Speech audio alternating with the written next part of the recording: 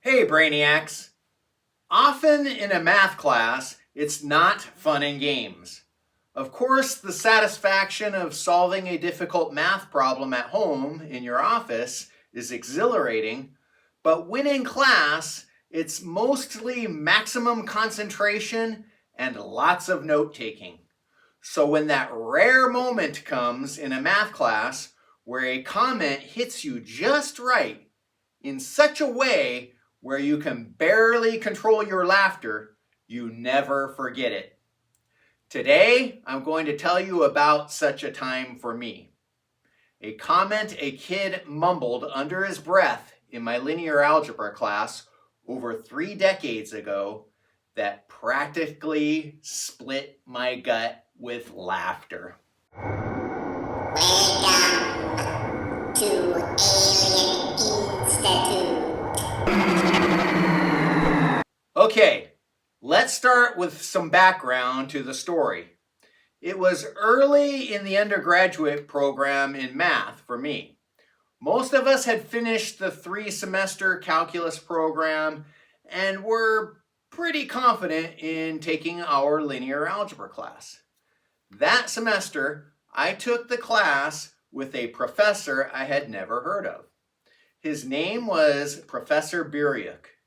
Professor George Biryuk, who I found out later earned his PhD from UCLA in 1962. I also heard from one of my Russian American friends that Biryuk meant lone wolf. I guess in some ways, all of us mathematicians are lone wolves to a degree because it often takes a lot of non-interrupted thinking to pound difficult mathematical concepts into our head. Anyway, first day of class came, and surprise, surprise, Professor Biryuk had a Russian accent. He had a Russian accent, but his voice was calm and soothing, and I could understand his words perfectly.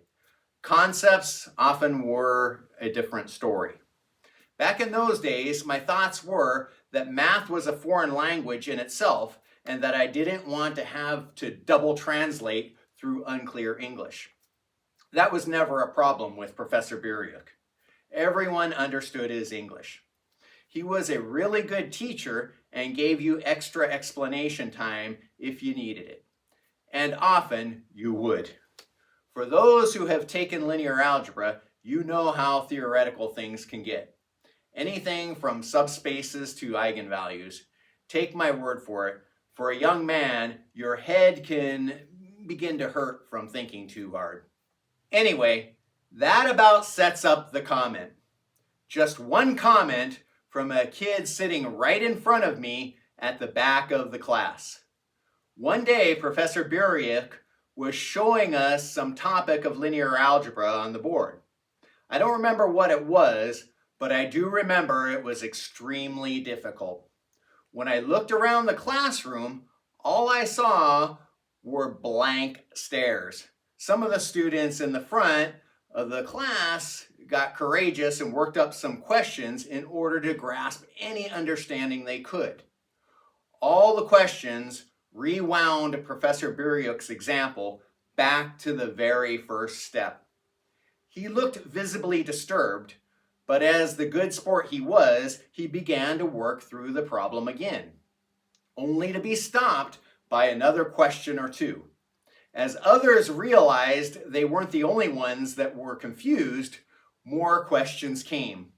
In a way, somewhat of a barrage of questions. I'd never seen that many questions in another class of mine. Finally, after a few more valiant tries of explanation of what he thought was simple, and to no avail, the frustration finally got to Professor Biryuk. He turned to the class and, not in a mean way, said in his Russian accent, "Guys, come on, guys. This is kindergarten. Really, this is kindergarten." And that's when the kid sitting in front of me at the back of the class mumbled under his breath, "If this is kindergarten, what's first grade going to look like?"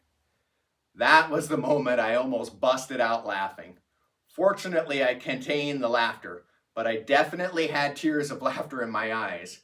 Between the frustration of not understanding the math, Professor Biryuk's frustration of not getting the mathematical idea across, and the well-timed comment from the student sitting in front of me, ultimately had me doubled over so tight I felt like I did 100 sit-ups. Sometimes when things get difficult, you just need to let go and laugh. Don't be trying to stick that square peg into the round hole all the time. Sometimes it's good to not hold on too tight. Sometimes there's another way to solve a problem.